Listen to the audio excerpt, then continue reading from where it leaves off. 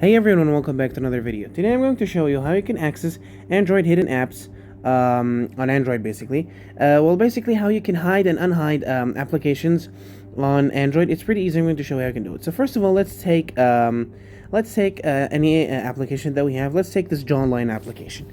So as you can see, I cannot find it. I can find it over here, and if I search for it on my phone, if I click on Jawline, I am going to find it. So how can I exactly hide it from the search and everywhere?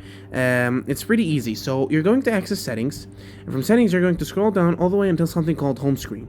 From home screen you're going to scroll down a little bit until you find something called hide apps on home and app screens. Okay, once you click on that, you're going to search for whatever application you want to hide. For my case, it's to the Jawline application, and I'm going to click on it, and then after that I'm going to click on done. And now, the application is supposed to be hidden. Now, if I exit and I go up, as you can see, I cannot find the application at all.